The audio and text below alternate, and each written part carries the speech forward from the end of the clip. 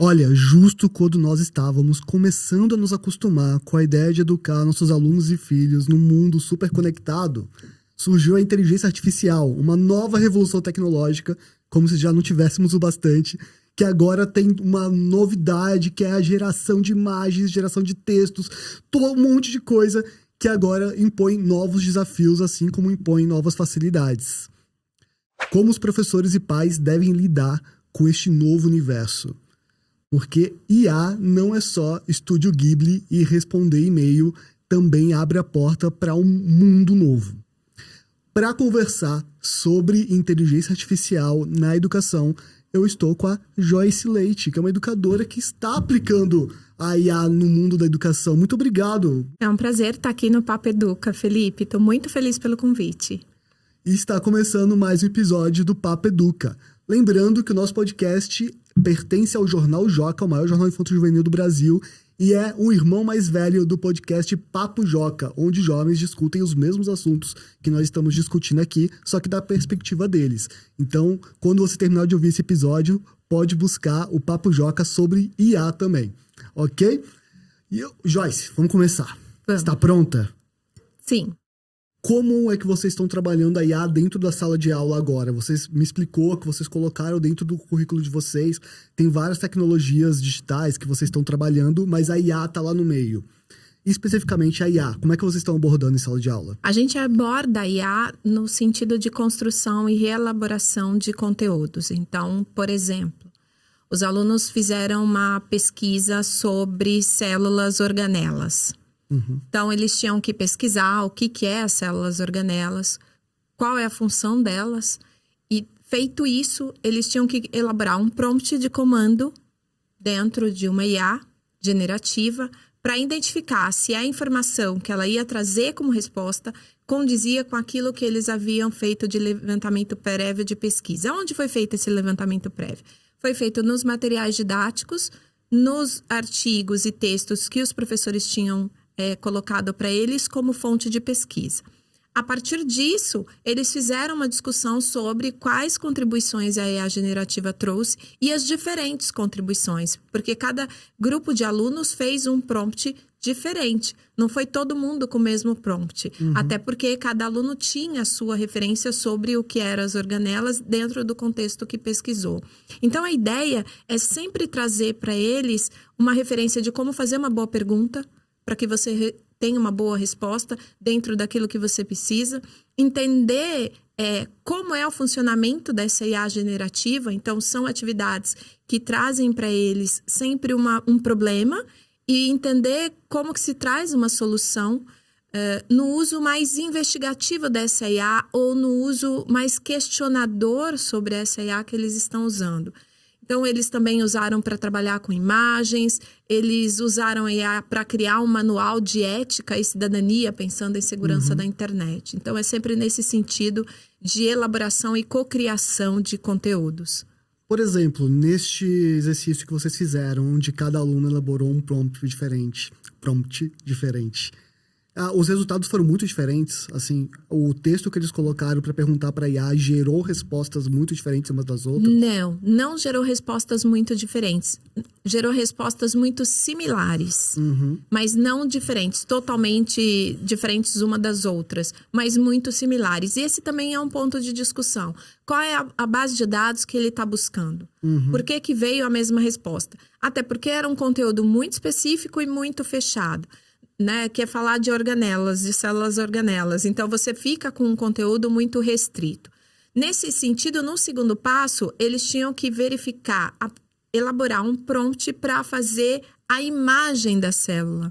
Porque você pode trabalhar também com as imagens, como você citou no início. Sim. Então, esse das imagens, esse comando de fazer essa pergunta, esse prompt para a criação de imagens, esse saiu diferente. Entendi. Cada aluno, cada grupo recebeu uma imagem, porque daí deu as suas características e aí ela trabalhou, digamos assim, com informações que geraram imagens diferentes. Então, nesse sentido, sim, de imagens, mas de texto não. Ele veio com uma resposta meio padrão para todos os grupos de alunos naquela turma. Esse eu acho que é um desafio sobre inteligência artificial na sala de aula, porque eu acho que uma das coisas mais importantes quando você está educando é trabalhar a individualidade de cada aluno. Então, qual é a base que ele vai ter, qual é o repertório que ele vai ter para desenvolver suas habilidades. E quando nós começamos a usar IA em sala de aula, muitas vezes a gente pode, de alguma forma, uniformizar isso. E não na sala de aula, no universo, assim, no mundo, assim, no geral. Se está todo mundo pesquisando na mesma fonte, que é o ChatGPT, todo mundo vai acabar tendo as mesmas referências. E isso pode gerar um problema para o futuro, talvez? Ou você não enxerga isso?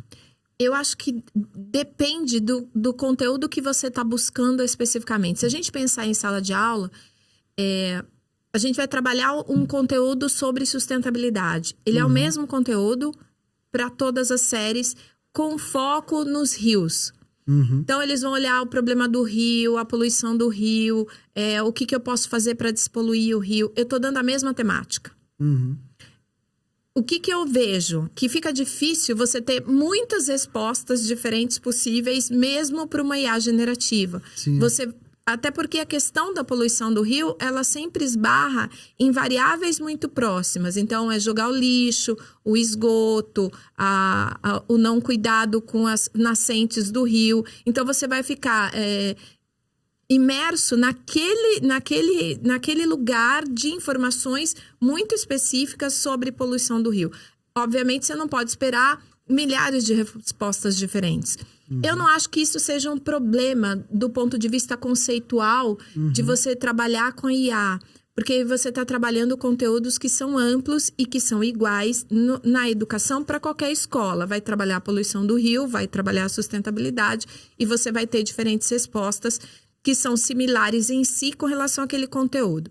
Quando a gente fala de IA generativa para a personalização do ensino, você não pode levar como premissa básica... Ai, bati no microfone. Não, tudo bem.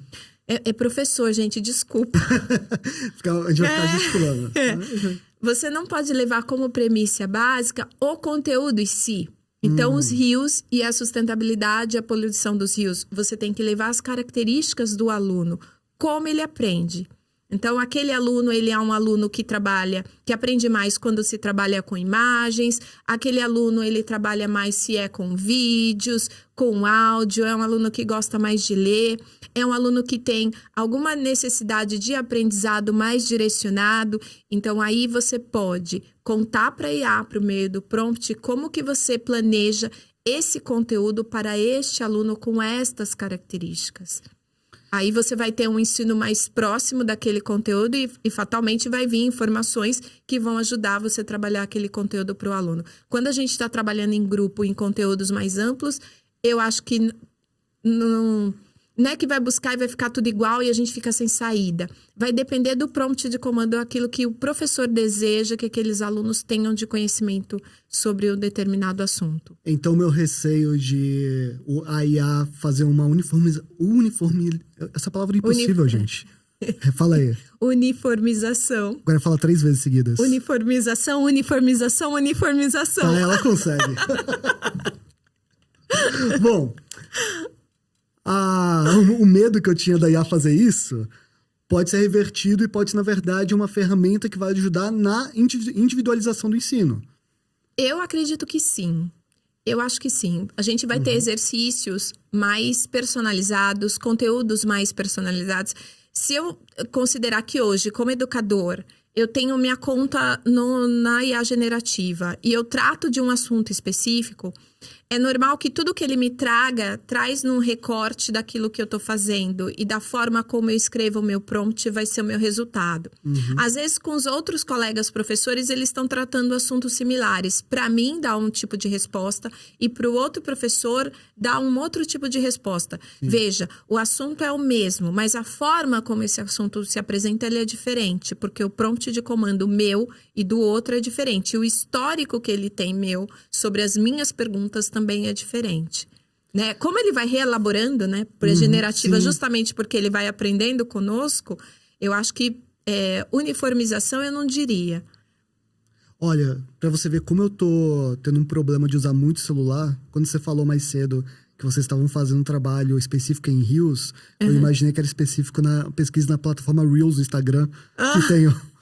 Então, isso é um problema. Os seus alunos têm quantos anos, mais ou menos? Os meus alunos, eles vão de primeiro ano do ensino fundamental 1 até o ensino médio, primeira série do ensino médio. E como é que eles estão se relacionando com a IA? Você percebe que já está entrando no dia a dia deles? No primeiro ano, eles entraram na IA generativa por curiosidade, assim como todo mundo. Né? Todo mundo entrou para ver o que é essa IA generativa e o que ela faz.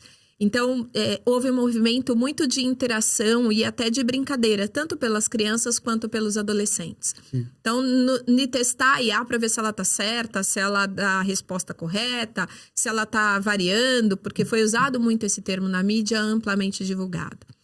Hoje, né, a gente já está em 2025. O que eu vejo dos alunos, até por conta das aulas de letramento digital, um amadurecimento sobre o uso da IA generativa. De que forma ela contribui para os meus estudos, para as minhas atividades, para aquilo que eu preciso entregar de trabalho. Porque uma coisa é o que eles fazem nas aulas, a outra coisa é que eles usam para estudar, para fazer as suas entregas. Eles sabem que não adianta só você fazer um copy-cola. Não vai funcionar porque fica muito evidente, né? Embora a gente tenha IA que elabore as apresentações hoje, que fazem os vídeos. Como na escola não é proibido, e o sentido é que eles tragam justamente isso para que seja trabalhado em sala de aula, eu percebo neles um amadurecimento de uso dessa IA. Agora, são adolescentes e são crianças. Em outro contexto, eles podem usar para fazer outras coisas que não são aquelas necessariamente pedagógicas, né? Eu acho que a gente também não pode dizer que é uma coisa assim, eles só usam para estudar. Não. Certamente eles também usam para brincar, usam para jogar, né? E que está dentro do universo. O que mudou é o meio, né? Que hoje a gente fala da IA generativa. Isso mudou, mas não quer dizer que eles também não faziam isso, sejam nas redes sociais ou seja mesmo numa pesquisa do Google, por exemplo. Como é que você responde quando um aluno fala assim, por que eu tenho que aprender isso se eu posso perguntar para o ChatGPT quando eu precisar? Olha, o aluno, eu diria, eu e meu filho adolescente. Ele me questiona e os alunos questionam.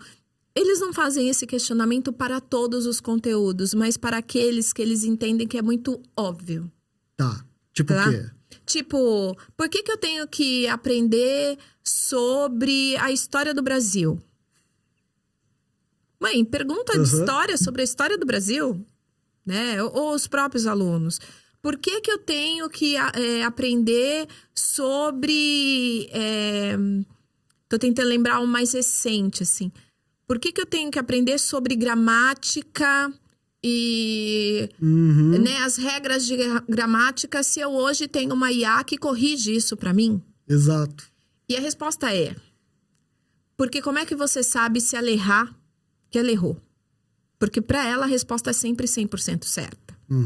É um algoritmo, é uma programação e ela pode errar.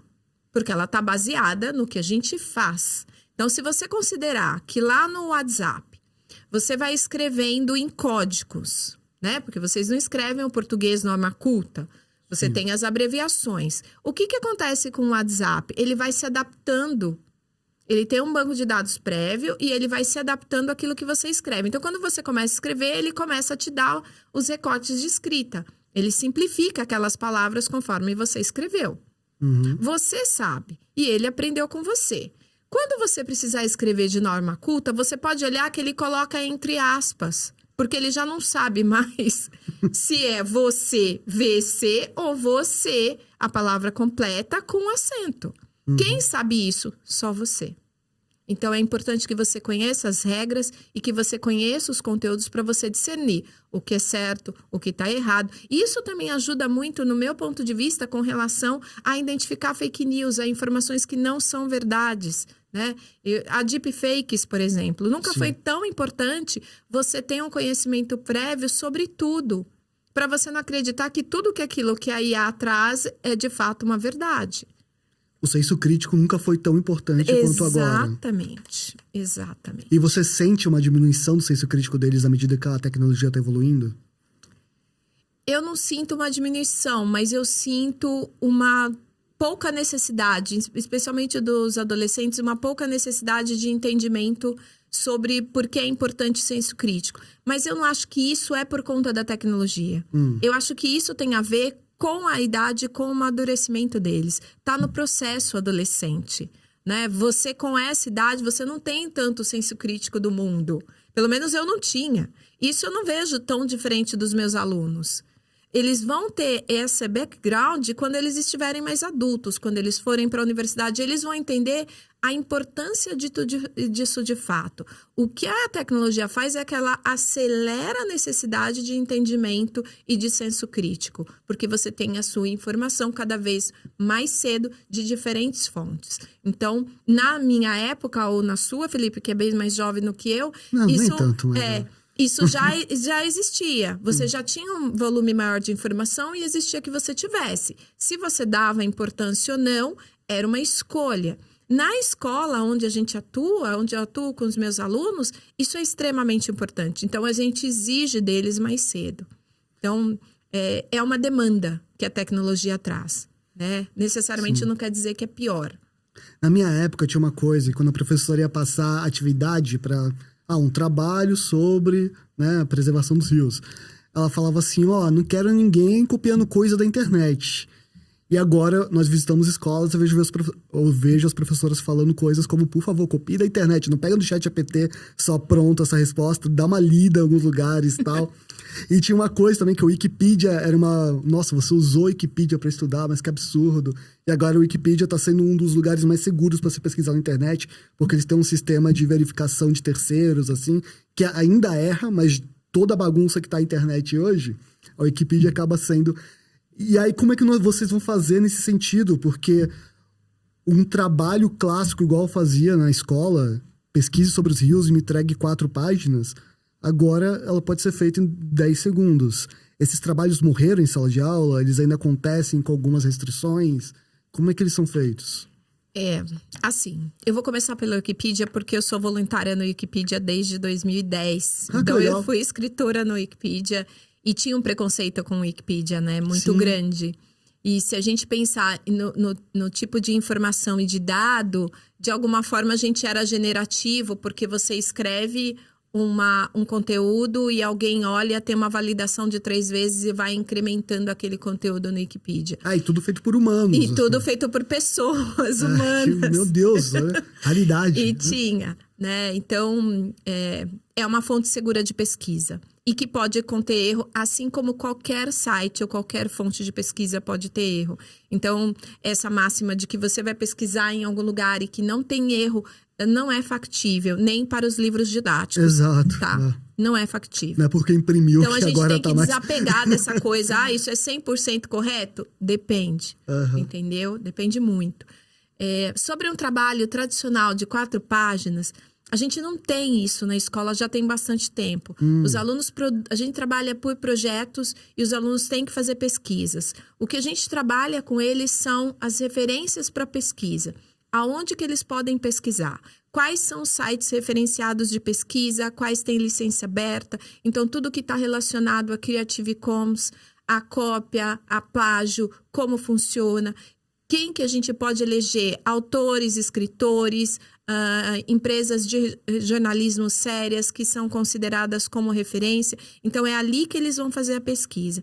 Eles não estão abolidos de não fazer nesse lugar. Eles podem fazer. E hoje eles ainda têm o ChatGPT. O que eles precisam entregar é um conteúdo que, a partir dessas pesquisas, a partir dessas leituras, o que ele elabora enquanto síntese, enquanto resumo, para compor o trabalho deles.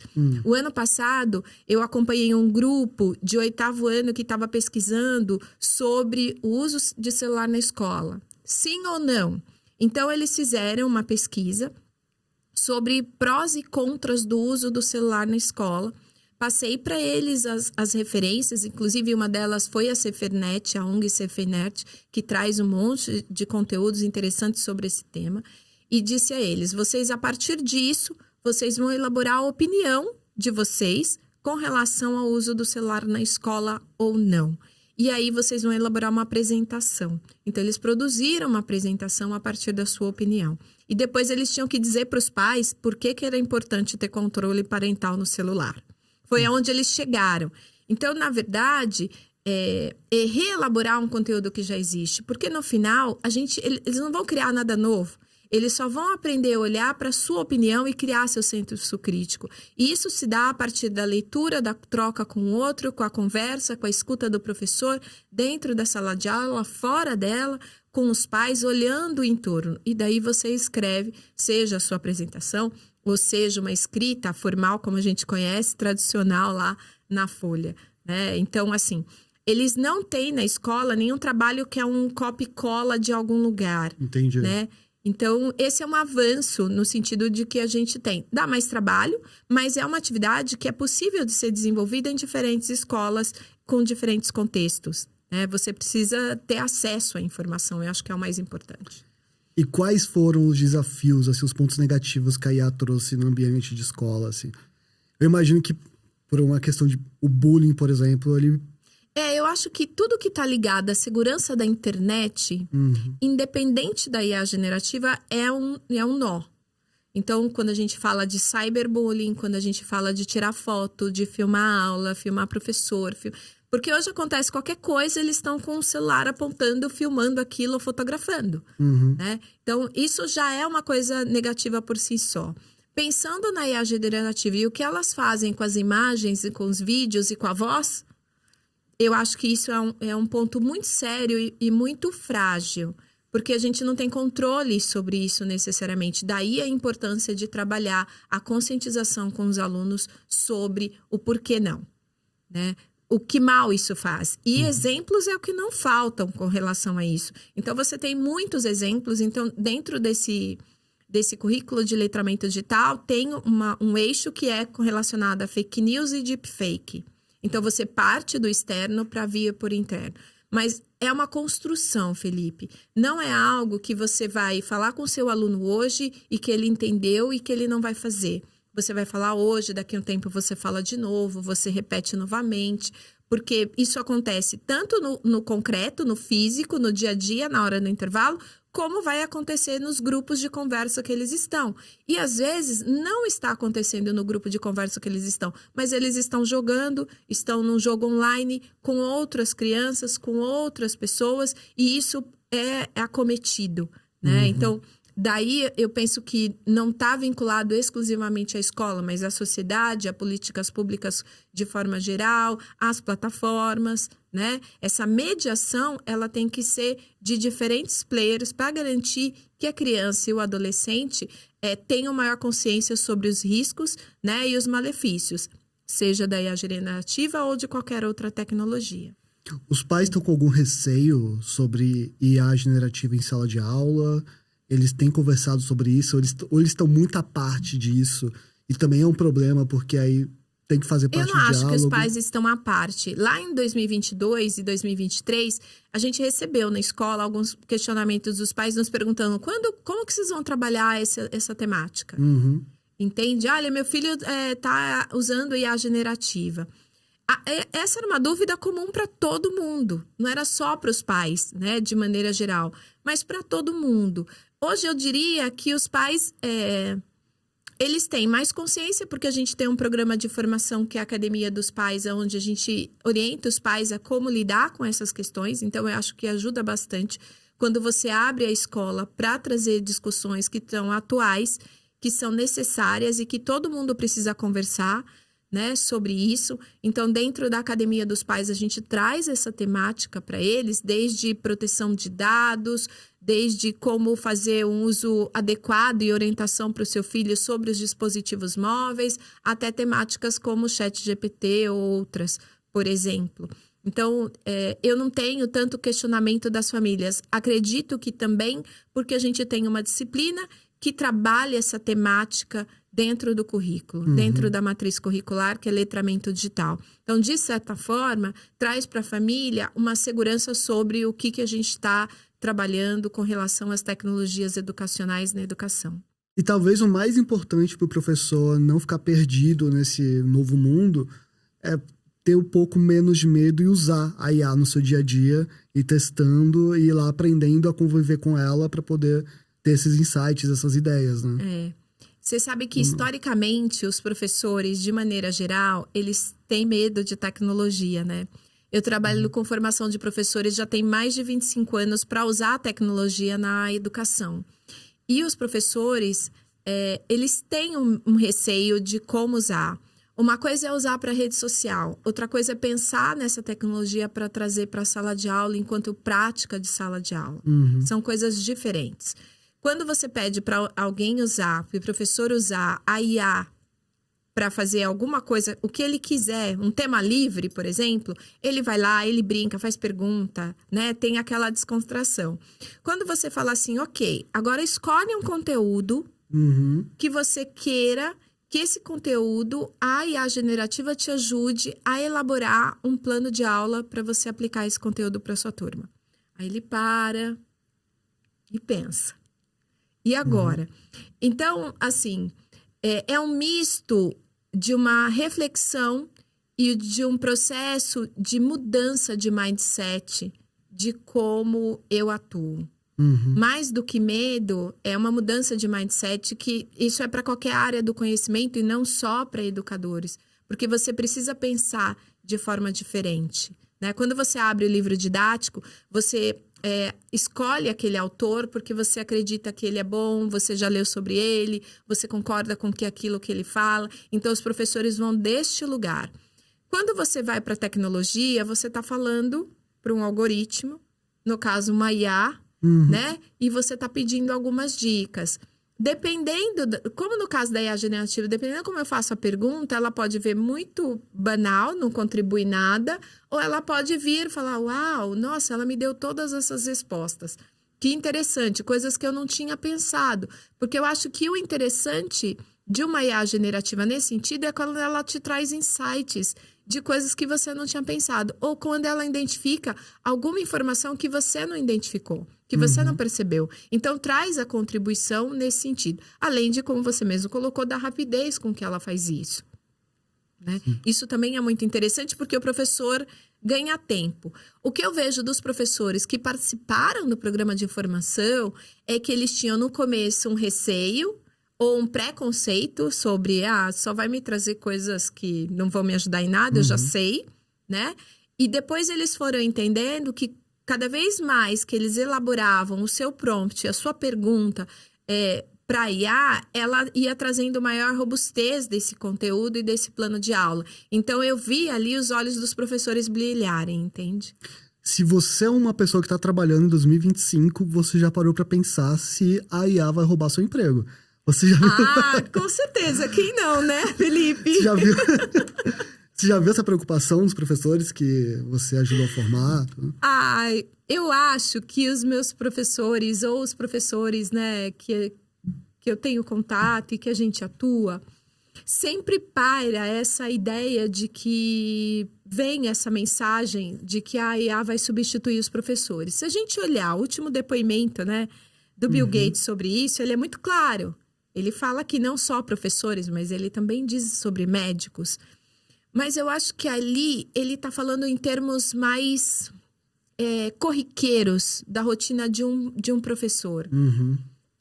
Ou de questões que o professor traga como o que aconteceu na história do Brasil, o que significa Rio, essa expressão da matemática, sobre conteúdos que são muito estáticos. Porque há conteúdos que são estáticos, eles não mudam.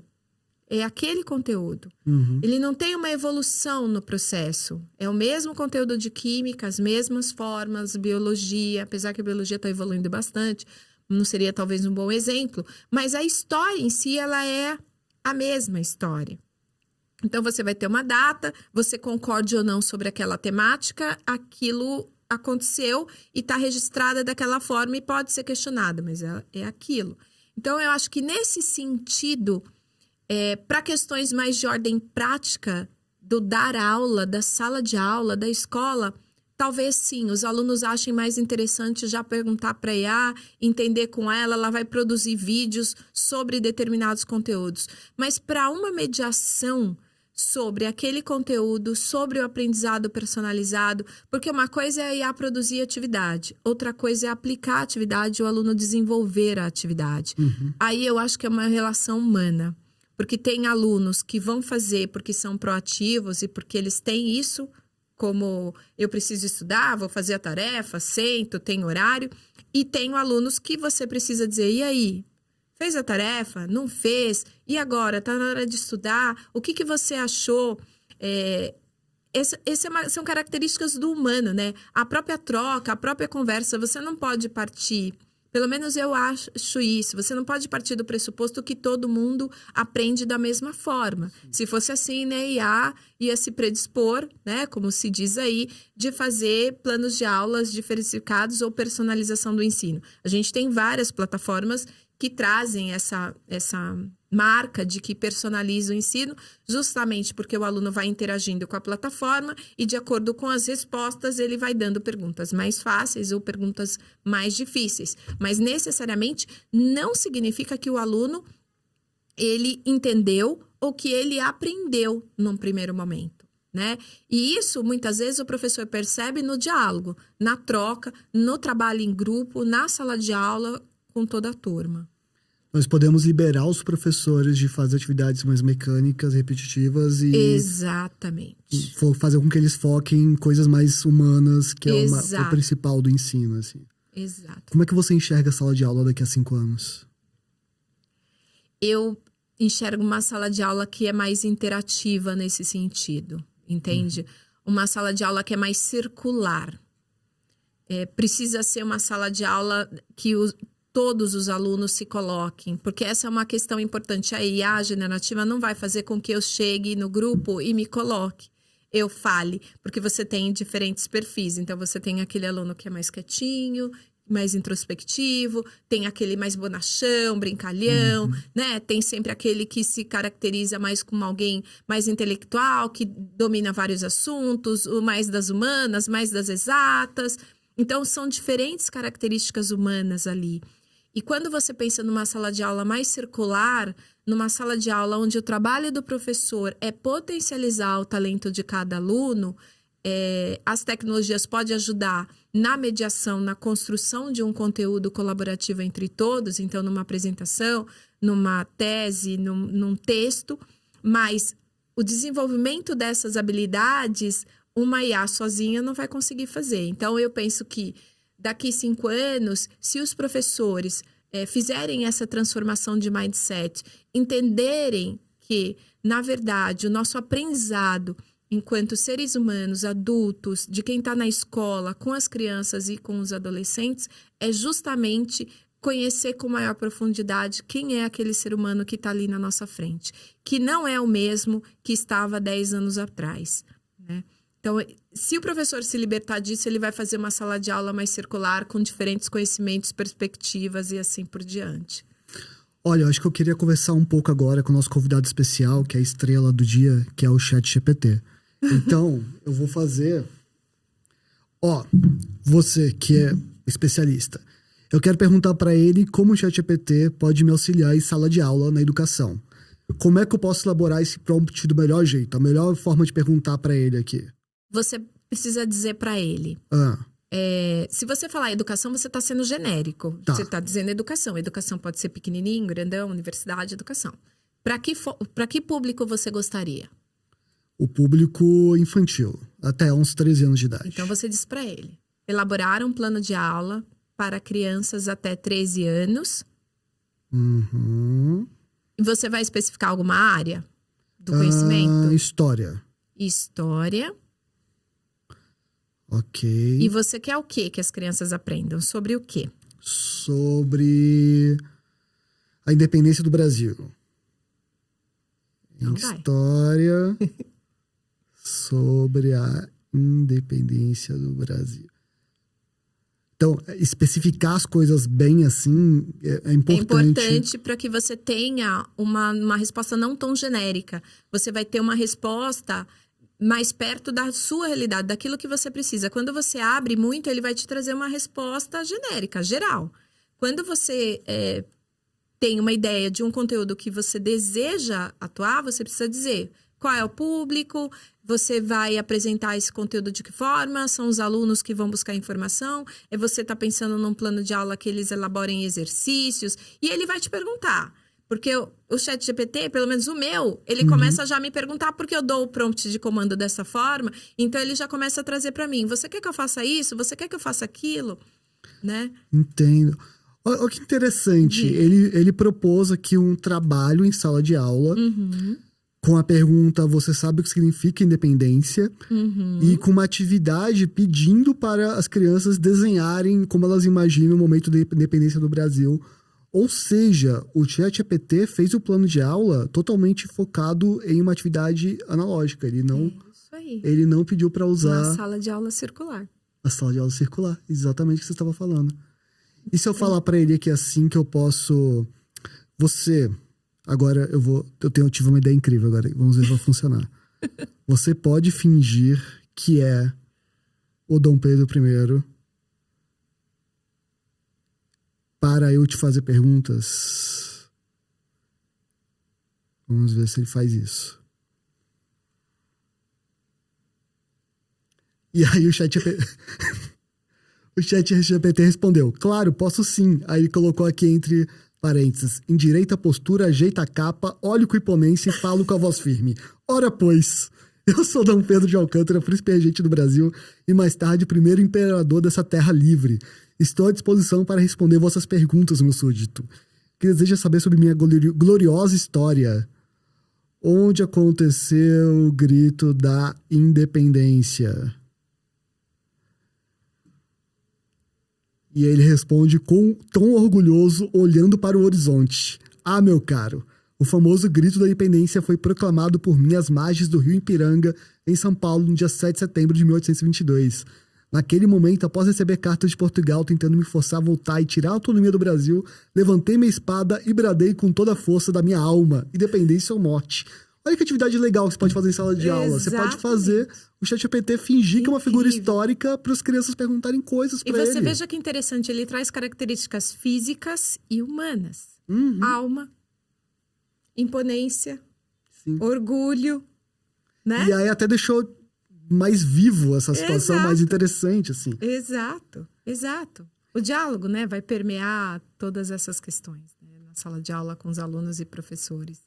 Então, se estudarmos bem a ferramenta e aplicarmos do jeito certo, nós podemos deixar a escola mais humana. Mais humana. Mais interessante, inclusive, do ponto de vista dos conteúdos. É assim que encerramos o Papo Educa de hoje. Gente, muito obrigado pela sua participação, foi incrível. E, não esquece que você pode acessar o jornaljoca.com.br e lá você vai ter várias matérias incríveis que envolvem também inteligência artificial. Nós estamos cobrindo todas as inovações dessa área. E você pode enviar um e-mail para joca@magiadeler.com.br sugerindo um próximo tema para o Papo Educa. Então, uma coisa que você está tendo com seus filhos ou em sala de aula, que está te preocupando, está te chamando a atenção ou despertando sua curiosidade, pode virar tema aqui do Papo Educa também. Então, muito obrigado. Não se esqueça de se inscrever no canal e ativar o sininho. Adorei você aqui. Eu também. Foi um prazer, Felipe. Foi um prazer. Foi muito bacana. Foi ótimo. Eu gostei. Até a próxima, pessoal. Tchau.